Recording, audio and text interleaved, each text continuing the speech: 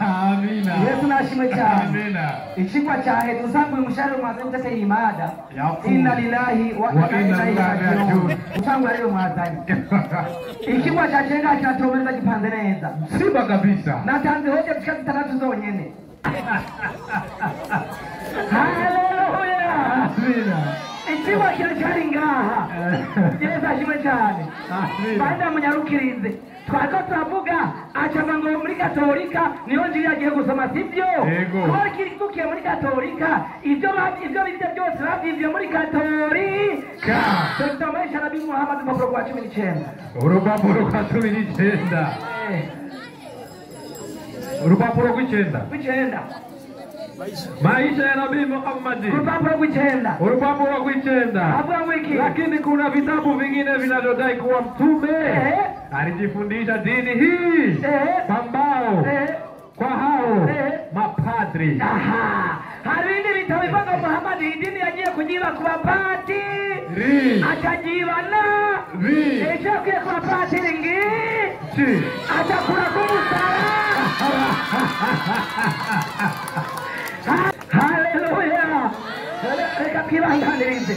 Hama cyane aravuga ngo Chika taragiye mwalimu. Kama beguhera. Tutahebe. Atagana muri Korani 53:5 hasubiremo abantu bumve. Korani. Yego. 53. Kumurongo wa 5. Kumurongo wa 5 iravuga. Kandi vyanditswe. Amemfundisha malaika mwenye nguvu sana.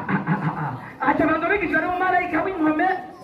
Ko yavuze yo mareka mahenda mubike ndafite ahantu ndakumuzana ndakumusuzuma nawe nyine kubamwije neza kuko bije Gabriel bamwibana bamwije na ndabereka cyane sidabe wabiki ndabaje kubamwije na Gabriel nawe bakibuta ari we cyo gitabo maisha na cyo gitabo historia ya mtume paji ya 12 historia ya mtume Historia.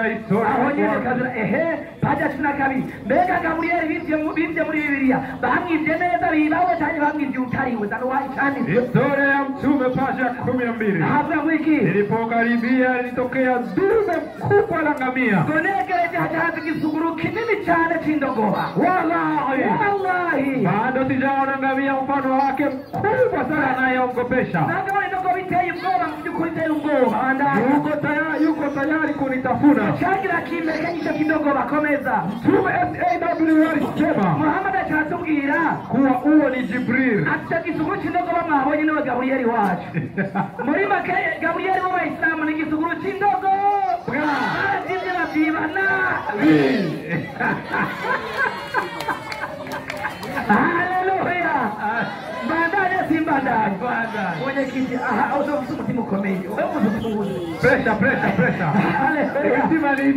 Bitima ni dugi ibituti baje musinjayo wite wituzo wafata kusinjayo ariko akabishaka nabazana ngo cyo cyanzaye nje kuramya bindi bakabyiba Haleluya bashaka badukure mucigwa ashakudukura mucigwa tuguma mucigwa twebwe hanyuma mbega abayisilamu kubera iki mu kwiba bavyiba nabi bari bazima bandabira abanditsi ba Qur'an maisha Nabii Muhammad paja y'umunani maisha ya Nabii Muhammad paja y'umunani ndahashitse mwarimu atubwira ngo iki mtume mtu wa awali alijifundisha kusoma na kuandika katika mji wa Makka. Ati igihe cha Muhammad abari bazi kusoma no kuandika hari ahantu Muhammad yavukiye bari bangahe alikuwa bwana Aqibin bin Umayya yari Harb mwene Umayya babu yake akwana Muayya yari sekuru wa Muawiya alijifunza kwa watu wa Yaman yari agiye kuviga mu gihugu cha Yemen na yeye akaja kuwafundisha waliosawa katika mji wa Makka akaanza kwigisha bagomba kumenya kuandika mu gisagara c'Imaka wakati mtume alipopata utume Muhammad yarongo ubutumwa walikuwa watu 6 tu abantu batandatu bonyene katika Maka waliojua kuandika gisagara cyose ca Maka cagiye Muhammad yarongo ubutumwa abari bazi gusoma no kwandika bari batandatu bonyene manuka bane katika hao waliingia katika Uislamu ati bane muri watabinjira ubwisilamu bandanya wakawa ndio waandishi wa wahi ya Qur'an bandikije Muhammad ababwira beka ko bataro bamwandikiye abo basahaba bari bazima cyane mu byari byagoranye Qur'an 5:93 Qur'ani 5:93 aya hizi zina kwa taa za ulevi. ati imirongo y'ukubuza kuborerwa Wastahili zimeteremka kwa wa sita wa Al-Hijra. yaje mwaka wa gatandatu inyuma y'ihunga Baada ya kuwa masahaba wengi wamekufa na nini na hali ya kuwa wamefanya nini wakilewa. katari avuye aho acaragenda avuga kwa gatari ko tubona hagaruka na ahejeje haya mareka mbaze Muhammad rero uyu ariko aravuga ngo cyagiye Muhammad yarahari ngo ibitabo byari byarahindaguwe siko ariko aravuga Yego. jewe no habanza kusigura jewe asigura bitari byo reka mbaze hara subhanahu wa ta'ala ya mana yabo mbega Muhammad we cyagiye Allah Muhammad yarahari Allah yamubwiye ngo iki ngo nibyatangana muri Qur'an azogwaza abasoma igitabo cyitwa ngo iki tora Qur'an 10:94 Qur'ani 10. 10:90. havuga ngo iki 94 havuga ngo iki 94. Na kama unayo shaka juu haya tuliyokuteremshia. Muhammad kavuga ati Muhammad rero ni wagira amakenga kuri ibintu twakumanuriye ukabona bifite amakenga biguteye amakenga uzoje kubaza abande Basi waulize wale wasoma vitabu kabla yako. ati genda uzobaza abandi basomye ibitabo imbere yawe nubwo batanze Muhammad kuba niko yavuze abantu bazoja kugira gute Kubaza. mbega abo basomye imbere yabo ni bane ndaza kwashikira Yesu ashimwe cyane Amina. Shabaza Idrisa Imana yanyivuze ngo Muhammad nibyamugora muri Qur'ani adoje kubaza abasoma ibitabo byabayeho imbere yiwe nukuvuga kugiye cya Muhammad abo basomye ibyo bitabo bari bahari siko bimeze Qur'ani yari kwihenda ngo mgiye kuja kubaza abantu batahari ariko munsi bari bahari nimba bari bahari ibitabo yagiye kuja kubazamwo nibyane muga byahindaguwe mbega ko bapfuye mu mwanda nibyane bataye mu mwanda cyane Muhammad igihe yari ahari ibitabo byari bimeze neza Ndio chiko chinga huyo. Haleluya. Amina. Yesu nashimwe cyane. Amen. Siko ndagaruka ego cyangwa ngaha ega n'ubunyere siko ndabana ngiye kubyandika ngaha. Reka niho ndunde kubini. Erega niyigishije na kizi. Ntacyo yingisha yaje gusa. Yo, abasambanyi, tufata ku ngufu ukabishaka. Turabiza ko. Wa mugabo ntusokoroze umva kandi. Mbona ntasokoroze. Akasokoza kandi jewe ndiko nigishiriza neza. Akaza kuza kutafata ku ngufu. Ndabambura agashamba nimumva. Mubwire yidone mu kwigisha. Ariko tujyanye naje kwigisha gutanga ubutumwa bwiza kugira ngo kizwe. Yesu ashimwe cyane. Amen. Haleluya. Amen. Mbega Qur'ani ibindi wibyo ukabwiba nabi muri Bibiliya ni ibihe? Yesu ashimwe cyane. Amen. Tugende muri Qur'ani 28 umurongo w'icenda kandi byanditswe 28 umurongo w'icenda. kandi byanditswe 28 umurongo w'icenda. havuga ngo iki? Namke Firauni alipomokota yule mtoto. Batubwiye ko Mose yatowe n'umugore wa Farao. Mose yatowe n'umugore wa Farao. Ibyo babyibye neza kandi babyibye nabi. Cyo gitabo cyo kuvayo, cyo gitabo cy'itanguriro. Kuvayo 2:5-6. Kabiri. Ego. 5. Havuga ngo iki? Aravuga gutya ndasoma mu izina rya Yesu. Yesu aguhumugisha. Maze umukobwa wa Farao amanuka kwihagira mu ruzi. Choreke jiwe agenda ku nkombe y'uruzi abona kagatebo mu rufunzo atuma choreke yiwe kukazana arakarubura asanga karimu umwana. Korani yatubwiye ngo Mose yatawe n'umugore wa Farao ariko bitubwiye ngo yatawe n'umukobwa wa Farao. Korani yarabyizibana uze kudutubwire bariruka. Haleluya. Haleluya. Ndabongere. Qur'ani 28:38 changamka. 28:38 Qur'ani. Nasoma muri cha gitabo kidaweme mulera. 28:38 na Firauni akasema, enyi wakuu, msijue kwa ajili yenu Mungu asiyekuwa mimi. Basi ewe Hamani, nifanyie matofali, niwashie moto juu ya udongo, na wafatari hao mpaka kuauka barabara, uijenge mnara ili nimchukie Mungu. Bibi Korani tubwiye ngo umunara w'Ibabeli wubatswe na Farao. Yaganze igihugu cya Egiputa. Bitone ko umunara w'Ibabeli wubatswe muri Egiputa. koko niho wubakwe cyane yarazwidibyiba nabi. Itanguriro 11:9 kumurongo w'icenda. 11 kumurongo w'icenda. 11 cyenda. Ana wogeza kandi habwe ku mutwe yeza kimwe cyane. Ubwawo witwa ngo n'umunaba w'ibabe. Babeli sobanura Babuloni. Babuloni iri mu gihugu cya Iraq. Yararo Trisheri. Ashhadu an la ilaha illallah wa inna ilaihi raji'un. Ashhadu an la ilaha illallah wa ashhadu anna Muhammadan rasulullah. Nitaka Muhammad yavuze ngo abantu bakomeye banyize. Muhammad mwashaka naita. Una abantu banyize. Hallelujah. Amen. Ndaya simanda. Quran ibintu 8. Quran ibintu 8:38 changamka. Na Firauni akasema, enyi wakuu, msimjue kwa ajili yenu Mungu asiyekuwa mimi. Basi ewe Hamana, nifanyieni matofali, niwashie moto juu ya udongo, na matofali hayo mpaka yakauke barabara. Mjenge mnara ili nimchungulie Mungu wa Musa. Bagezaho ngo Farao yabwiye umugabo yitwa nde? Hamari. Yabwiye umugabo yitwa Hamari. Qur'ani vango Hamani yari umushanganyi wo kwa Farao. Ariko nukuri yabyidibyiba neza atanyirabyidibyiba nabi. Mbega umushanganyi wa mbere kwa Farao yitwa Hamani takundi. Itanguriro 3:9 ku murongo wa mbere. Itanguriro 3:9 ku murongo wa mbere. Tari byanditswe. Itanguriro 3:9 ku murongo wa mbere. 3:9 ku murongo wa mbere. Ahabwa ngo iki? Nasoma mu izina rya Yesu. Yesu aguhumugisha. Yosefu bamumanukana muri Egiputa. Maze Potifari umunyegiputa umugendanyi wa Farao yitwa Potifari. Korani yabyidibyiba ikivuga ngo umugendanyi wa Farao ngo ni Hamani. Hamani no mu gitabo cya Esiteri umwami Ahasuweru. Byose nibaza n'ibintu byose byabasika. Byashimwe cyane. Iki kigwa tubana ngaha. Umutuga uraziga ho kurako cyanyera kashirako umusaba hari usanga bimeze neza hari. Yego. Umuziga uhino usengero umuziki.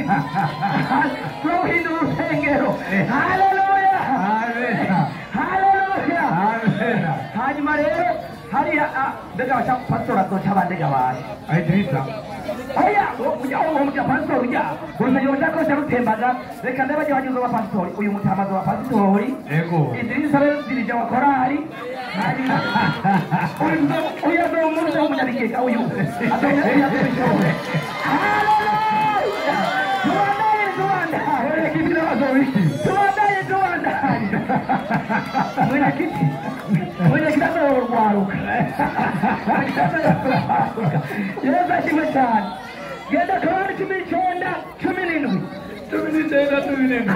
Oya, hera kuri Korani 19:23 zari byanditswe. 19:23 zari byanditswe. Iravuga kisha uchunguka mbele katika shina la mtende, akawa anazaa huko asema, laiti ningekufa kabla haya na ningekuwa niyesaulika kabisa. Hera 22.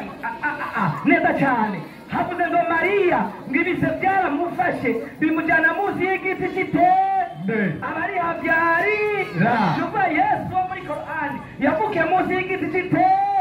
Reka babyimwe neza kandi babyimwe nabi. Luka 2:1 ku murongo w'indwi zari byanditswe. Luka 2 ku murongo w'indwi 1 zari byanditswe. 1 ku murongo w'indwi. Koresha umwanya nk'amamega. 1 ku murongo w'indwi. Luka 2 ku murongo wa mbere. Muri iyo minsi cyagezo kiva kwa Kaisari Augustino. Ego. Wao. Wisi wose bandikwe. Ego. Uko ndiko kwandikwa kwa mbere kwabayeho kureriyo. Ego. Akichegera cha Kaisari Siria. Ego. Bose baja kuyandikisha. Ego. Umuntu wese yaja mu gisagara cyabo. Komeza. Yosefu nawe ava Galilaya mu gisagara cy'i Nazareti. Komeza. Aja Yudaya. Komeza. Mu gisagara cya Dawidi. Bandanya. Inda Betelehemu. Komeza. Kuko yakomotse mu nzu ya Dawidi. Komeza. Umuryango wiwe. Manuka. Aja kuyandikisha na Mariya. Manuka. Uwo yakora yarakuriwe. Manuka. bakiriho igihe kiba cyo kubyara kirashika abyara umuhungu w'uburiza amuzingika ku munzu y'uruyoya amujyamika mu bwato bw'inka. Yesu ashimwe cyane. Baramuze indaro baryama inka zagira gute amaze kuvuga Yesu amujyamitse mu bwato inka zirira.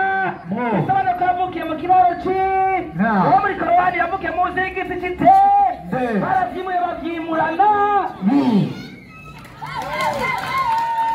Haleluya. Amina. Haleluya. Umwanya ugira uhere. Yesu ashimwe cyane. Ngakeno tingahe? Iminota 3. Nagukoresha ishavuga. Bandugezaho. Mbega mbaze Qur'an. Nshobora ko ndiko ndavuga iby'iwanje. Qur'an yonyene ivyibwa ati jewe Qur'an narandobeye mu gitabo cyitwa Zaburi kiri muri Bibiliya. Tora Qur'an 21:6 no mu sobanuro bw'umurongo. N'umurongo ndawugoye Qur'an huzane ngo muri Bibiliya twavuye mu murongo witwa uku. Twawundobeye muri Bibiliya ndabikuye muri Qur'an wivuga umurongo. Qur'an 21:6. Hapo wiki tuliandika katika Zaburi. Ngo byanditswe mu gitabo cyitwa Zaburi. Mu gitabo cyitwa Zaburi. Bandugeza. Bishobora kuba ko byaranditswe. Mbega ibyanditswe muri Bibiliya mu gitabo cyitwa Zaburi. Mbega Muhammad na Qur'ani iwe barabinobeye. Reka mfate Qur'ani umurongo witwa wiki. Ndio umurongo wa Qur'ani uduhe. Haya hii inawakumbusha Waislamu bila kutukufu hiyo katika Zaburi 37:29. Ndio kwa tubwira ngo ukuye muri Zaburi 20 na kangahe? 33:29. 29 inayosema genda bukebuke Qur'ani ivuga ati umurongo waramaze kwandikwa muri Zaburi 37:29. Qur'ani yadomye ko naho bawukoporoye bakawuzana uwo murongo wavuga ngo ikiza ntibyanditswe wenye haki watariti inchi ngorogoro bazora igihugu bawunoye muri Zaburi iri muri Bibiliya havuga ngo twareshe mbega uwo murongo koko muri Zaburi urimo niyo bawukuye toriyo Zaburi nyene 37:9 3:29 abagororotsi bazoragwa igihugu mu gitabo cyitwa muri Bibiliya mu gitabo cya Zaburi dusanze byano babijyana muri Korowani banabyemanga ko ari uwo banobe.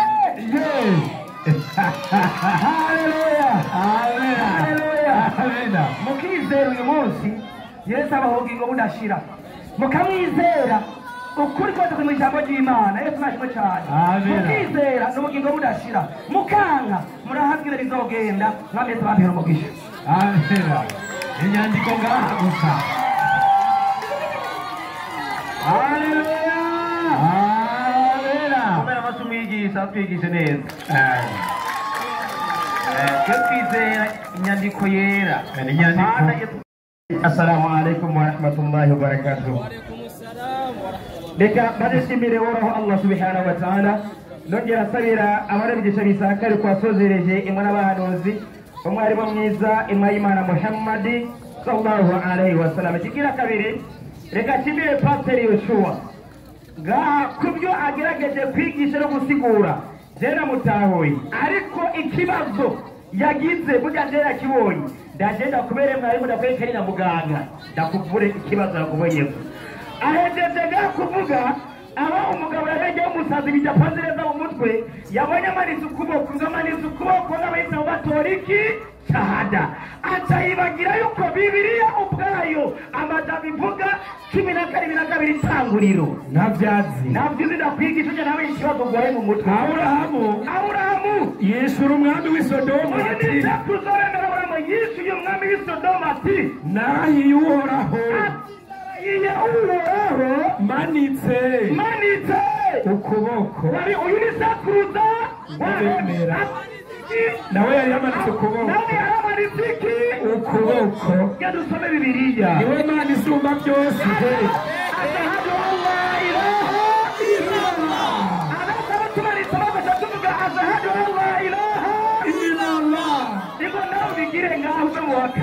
Yashubije ubwenge n'umusazi hariya igorane ni hejuru umutwe yapanze tugende mwarimu atarubaruka ndahavuga ijambo aho yabwiye abarimu bacu bicegaho ati baze baba abapastori baze babe abapasitori acayibagira ibitabo by'abakristo by'iwabukuru bigenza amakuru umwe muri twebwe n'umugwanizi pate ya mbere gisika sekate haravuga hati iyo abapasitori benshi bagendera mu nzira zimwe shetani Rusiferi yagendeye satani yagenderamo hanyuma akarangiriza mu buzima bwo kuzanzanirwa kumwiza satani ari muno munsi umwiza wa satani arimo ino munsi utubahuga ngo abashema twaba abapasitori atapfoni aho urarinda kabisa ntuzosubira sobindi kwigira paje mwongere reka ndamwongere ntabyimigwe 51 tumwongere umuti ntuzosubira ayo majambo yazana ingabo mugogi ngaha soma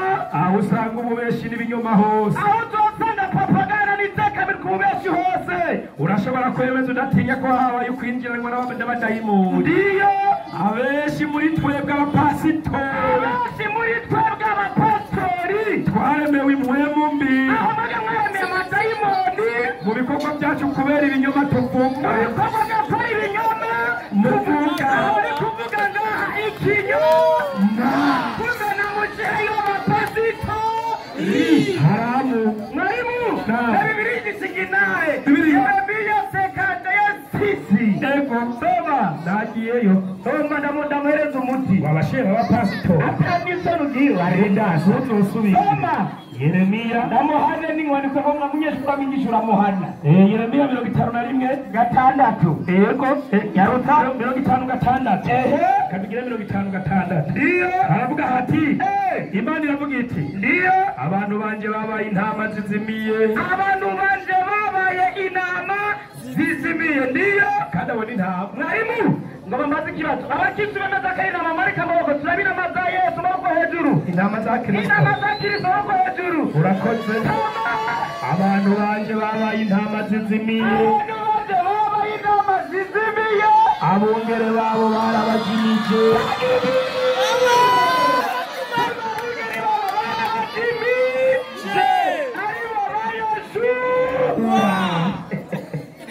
twagiye mwarimu rero usubire gusura urarogota ataraza kugenda gake kuko twicaye hake ataragenda ku isore ya Uislamu paji ya 12 aho Gaburiyeli yaziye Muhammad mu ishusho y'ingamiya mu gipfizi yani kibuguru cy'ingamiya yavuze mu igipfizi acavuga ati ndabareka ati Gaburiyeli w'Abisilamu ngo Gaburiyeli w'Abisilamu Gaburiyeli w'Abisilamu icyo gihe ko Muhammad yajya mu gipfizi kingamiya mbega mu gihe cya Yesu Gaburiyeli yajya ameze gute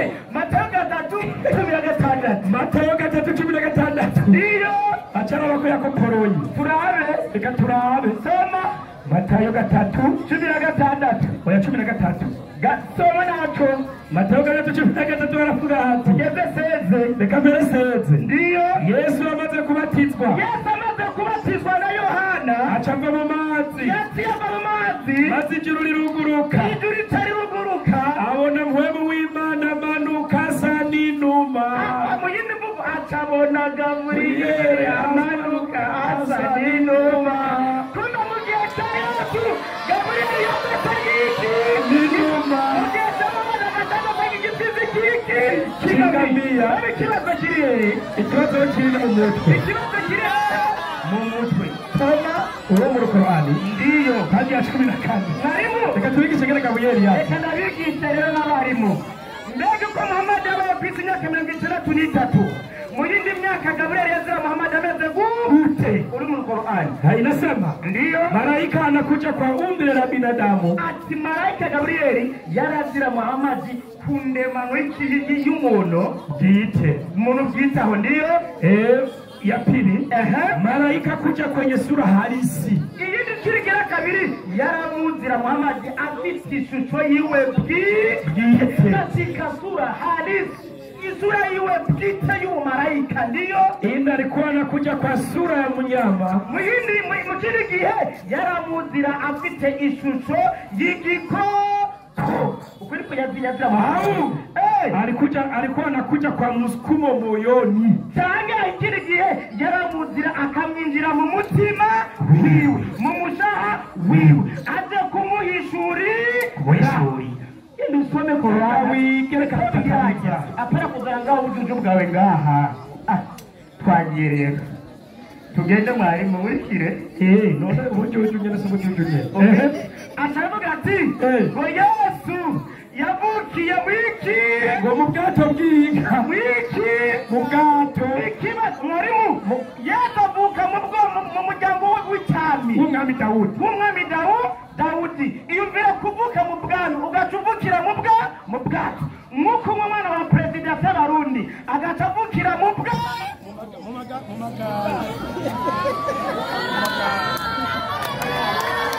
yaciye yubahuka aho yacaye ati Yesu yavukiye mu bwato bw'iki ngo mu ruhongore mu maganga turi kumwe mu maganga y'inka ahubwo muranarinda niho yavukiye tukaba tuzi ko Yesu akomoka mu bwami bwa Dawidi cyabimviramo umuntu avuka mu bwami turi kumwe agaca avukira mu kiraro cy'inka agana akamaramazi izina ry'Imana akamaramazi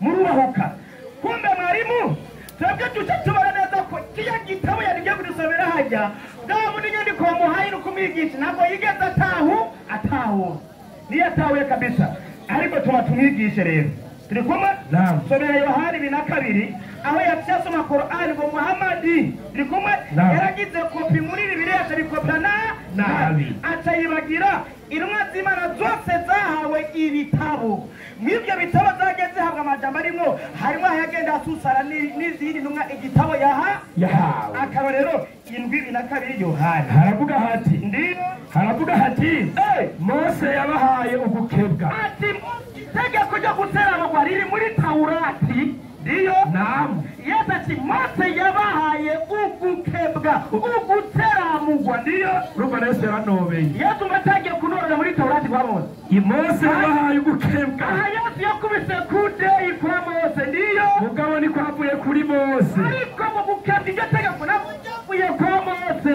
ni kuri basogokuruza banyu kandi murakeba umuntu ku isabato sekuruza wacu ninde Aburahamu kumbe na Mose yakubise kudeyi kwande kwa Aburahamu kubera bosi wabo ari umwe ariko ujya mugabo nani ibyazi ageze kwa Muhammad ibingora ageze kwa Muhammad ibi problem ikibazo twabaye kiri mu mutwe iwe ataraja ko rero aho yatanze inyandiko ya Qur'ani yatanze 10 ndabira 10 ndairana 10:94 Qur'ani 10:94 watu babazi je Qur'ani kirundi y'Iswahili na kama unayoshaka juu ya hayo Muhammad azigwana gabure nimufise makinga kuri ibe turiye gutera mushinga twaguhishure twakuzaniye basi waulize wasoma au vitabu kabla yako Mayahudi na Manasara kuruga tipata babandi bahawe ibitabo imbere yawe abayahudi n'abanasara mbega abayahudi wale walio silimu abo tugenda kwaza niba abandi batumye bindiye ubwisira uramaze jewe nakuriye muri Katolika ingo mwisama amatero kukubaza ijewe batsi ingo Idrisa yakuye muri Katolika mareke yarasema uyu turakwiye kumubaza kora makuru ya Katolika arayazi nabo tubaza wewe oya no kuri azirajaga timubaza twe watu atuka birivuga yukuri kijuju atabwe ngugira mu by'Imana uri bebe gashaka ndawinyandiko wowe uri bebe biri abyemeza gatani 14 uraye oya sindayisoma rayi uri kwapimba ukaba Kristo uri gukora mu by'Imana mwebwe muri bebe uruhinja mu by'Imana ndabikubarira twagera mwarimu muri kirano tundateka mwarimu Idrisa muri kirano mbega Qur'ani na Bibiliya Imana yaduhaye amakuru ameze gute kuri Bibiliya kubanditse Bibiliya kubera wewe wagejeje kugikigwa ariko abagiye kwandika Bibiliya Qur'ani iraza amakuru ko hari n'ibihano Imana izobahana ku munsi w'iki n'imperuka sura Bakara aya 29 soma Qur'ani Kiswahili Qur'ani 2:79 n'abanditse Bibiliya mutegura ibihano ku munsi w'Imana ndiyo 79 haravuga hati ndiyo baje kwinga kuhoranira na shetani yavuga basi adhabu kali ati kurubwo ibihano bibabaza bikomeye byabadubitikiye wanawandika vitabu kwa mikono yao nabizosikira babandi banditse ibitabo n'amaboko yabo bakeremeni n'abahorijeni babandi kisha wakasema Mwenyezi Mungu amesema, wao ndio wanasema. Hama wakavuga, hiki kimetoka kwa Mwenyezi Mungu, ati kikavuye kumana. hao Atawarero wanasema uongo, hao wavugiteka n'ibyo propaganda, ili wachukue thamani ndogo ya kiulimwengu. kubera gusa amarongo ngabwisa abajya barayaza amarongo y'ubwo bararondera ndiyo. Basi ole wao kwa yale walioandika kwa mikono yao, wakasingizia kuwa ya Mungu, na ole wao wale ole wao ndiyo yale wanayoyachuma.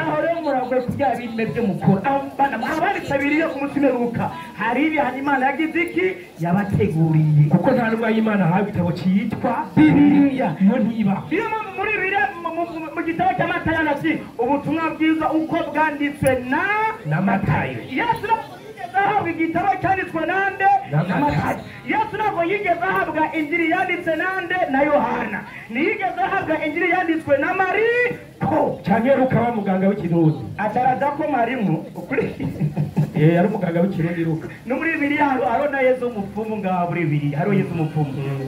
Ndabereka Yesu umupfumu hari tugenda Marimo ataraza muri Bibiliya ibitabo bya Mose, Gitanguriro, ngo kuvayo, Abalewi, ni byande Mose. Ibyo bitabo turi bitabo bingahe? ngo bitanu. Mose ari igitabo kimwe kitwa kuva, kigwa igitabo cya Taurati, igitabo cy'amategeko na Suhufi mwarimu. tugomba tore kwanza mbega ibyo bitabo bitanu turi muri Bibiliya ko dusangamo urupfu rwa Mose yarazi neza guca yandika urupfu rwiwe ngaho muri Bibiliya 3:4-5. mu byagezwe andika Moma ngene umuntu yari igitabo ciwe yapfuye. iyo mbere kwandika igitabo gashamo n'umunsi urupfu rwawe uzopfira ngo nuko Mose umusavyi uhoraho apfira ngaho mu gihugu cy'Imowabu kuko ijambo ry'Uhoraho ryavutse. umupfira ngaho mu gihugu cy'Imowabu kuko ijambo ry'Uhoraho ryagize iki? ryavutse. byanditswe nande? oya nisinzi wabyanditse baratubwiye. amuragoye kasika no mu Bibiliya mwarimu yacidereza amakuru avuga ku 8:8 Yeremiya. muvugira iki muti turabanyabwenge b'ibyanditswe kandi byagezwe by'Uhoraho ibana nawe. iyo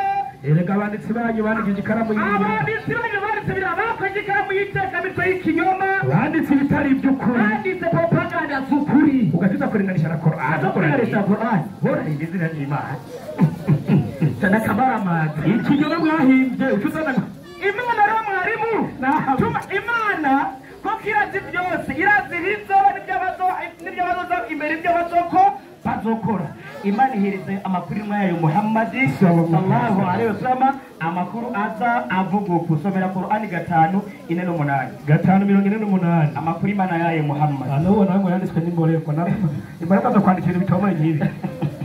Babera katayimani Qur'ani ndi Qur'ani 5:48 ndiyo baje kwiga Qur'ani na shetani yapo propaganda zote zako zumvirize amakuru Imana yayo Muhammad hati na tumekuteremshia kitabu kwa ajili ya kukibainisha. Ati Muhammad twakumanura igitabo iki kigo ni Qur'ani kugira ngo kize ya kubainisha haki, kize kugaragaza ukuri kinachosadikisha vitabu. Iki gitabo kiza kwemeza ibitabo vilivyokuwa kabla yake. Ibitabo byatangwa imbere yacu nayo ni Taurati, Zaburi na Injili ndiyo, na kuvihukumia kama haya ndiyo yaliyoharibiwa.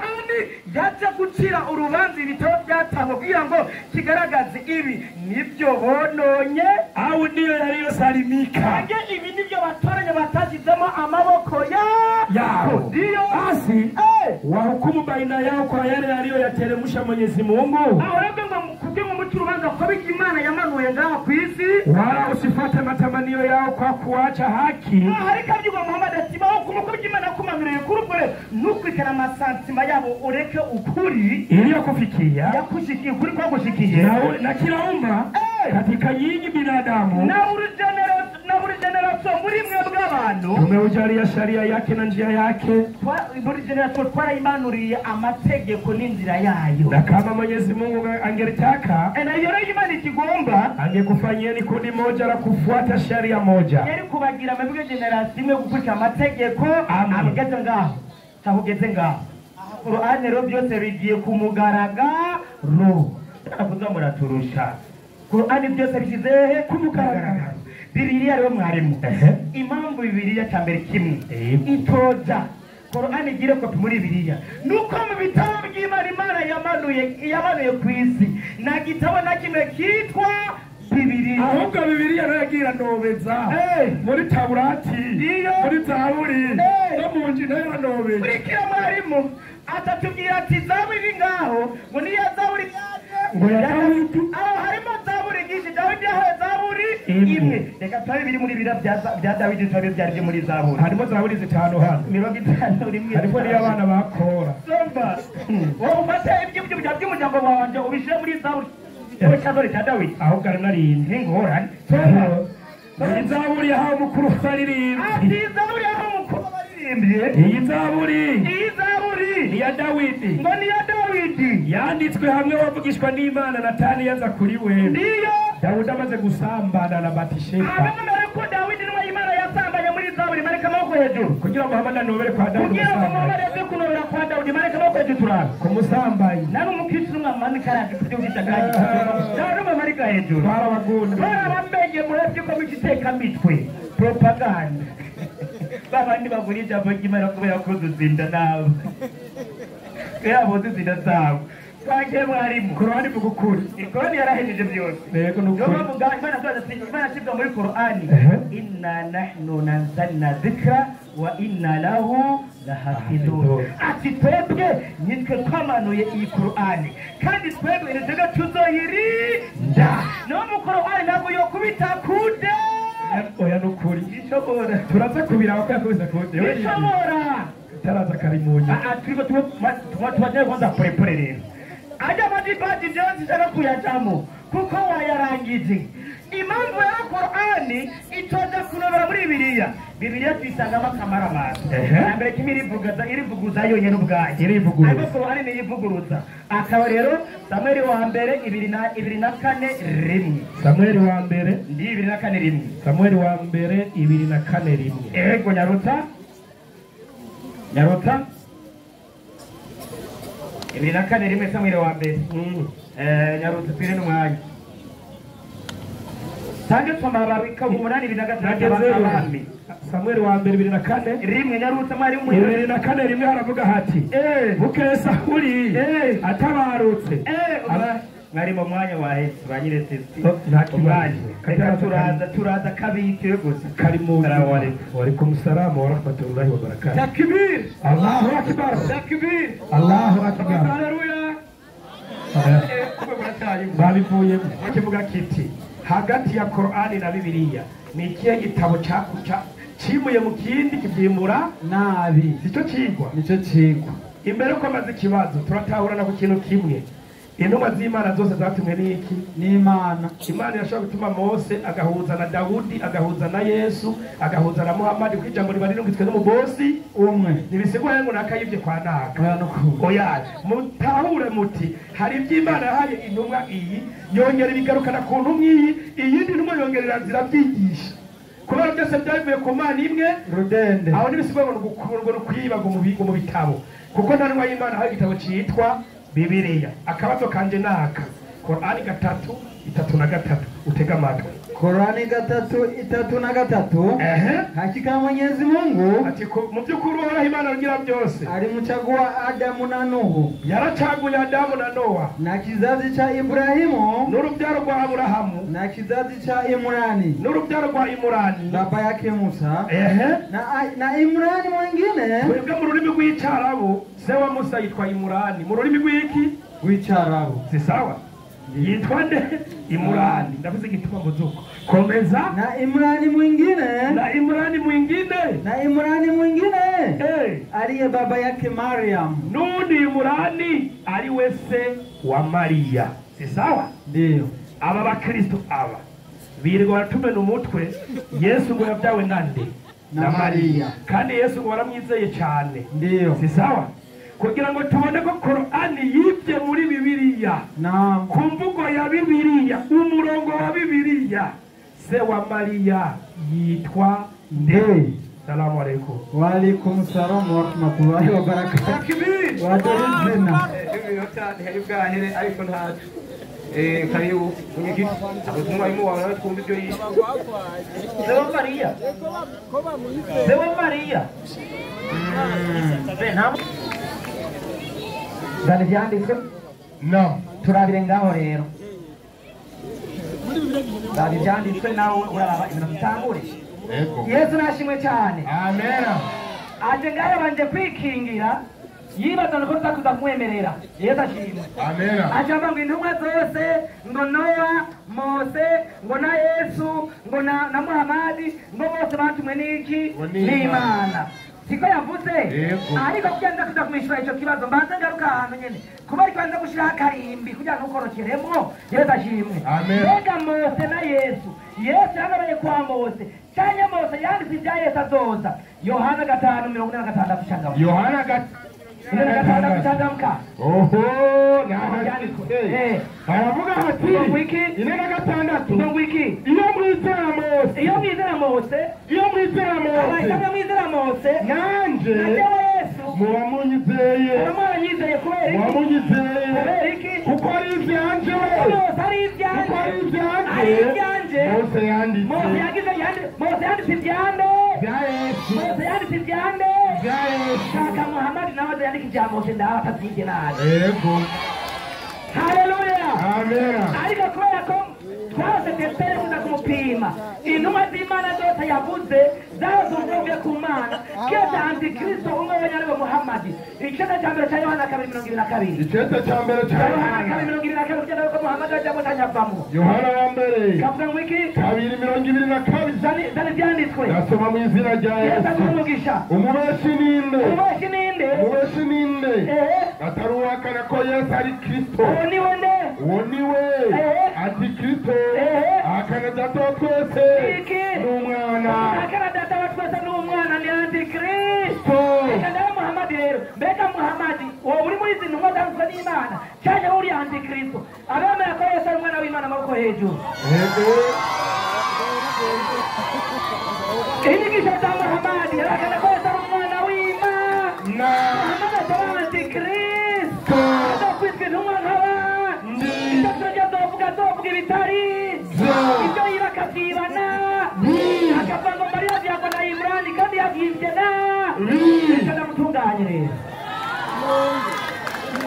Yesu nashimwe cyane yavuze ko hari 33 izo byahazabe siniko ndayigarukako ugiye muri sababu nuzuru aya igituma izo byahazabe yabayeho yagiye kubaho iyi 30 kuyivuga no bagira barayinzanamo kandi ujya ntajya bajyamire nuzamidugo namurese ngira no gutunganije kafata 5 witonde gusanga badakubiza ariko ndayikuye 5 haleluya amaze kuvuga ngo atavuga ngo hariho Imurani se wande wa Maria turamusomera abantu yasomye turakorana nsomera abantu gatatu ego 33 na gatatu zani byanditswe uri hehe genda bukebuke haravuga hati umviriza genda bukebuke Korani kirundi yavuga Imurani bangahe babiri uwabyaye Aburahamu n'uwabyaye Mose n'uwabyaye Mariya yavuze ego mbega ijya Korani yo bikwije cyangwa byimwizimura nabi zani byanditswe aho nyene hakika ngo iki Mungu alimchagua Adamu na Nuhu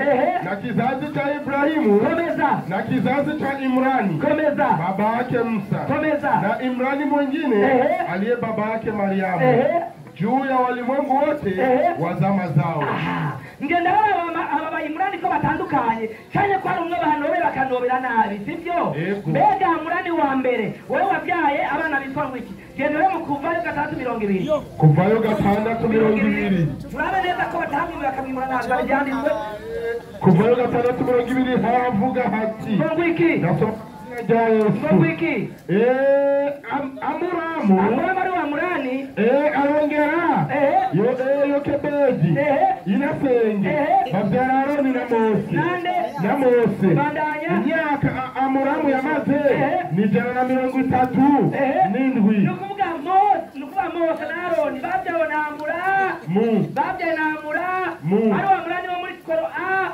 kandi bavuga muri Bakazabye Maria kuko atari no benari genda mu ngoma za mbere 23:13 turaba bo yabyaye ari ngoma wa mbere zani byanditswe ngoma wa mbere kangahe mwarimu 13 13 23 13. Sani vyanditswe. Aravuga hati. Songo iki?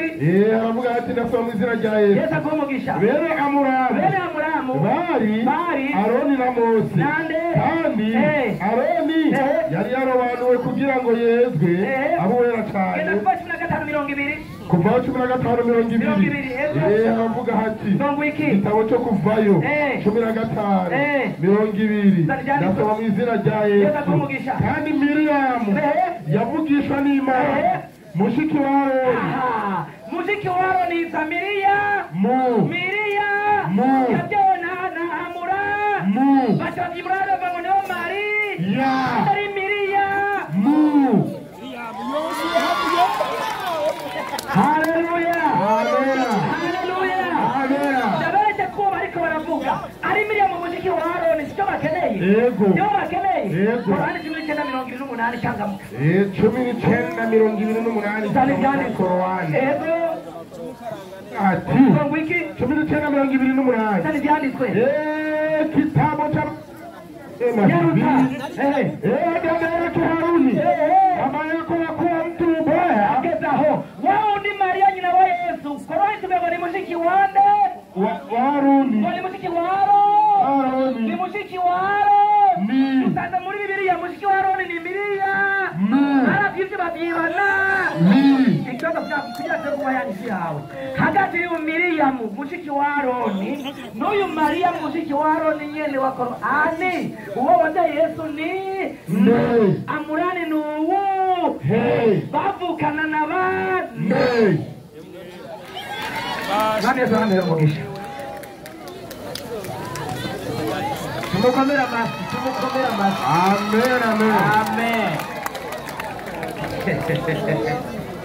Abajijwe ati Mariya wo muri Bibiliya masina wa Yesu izina rya se umwe muri Bibiliya ariko sinamwumvise.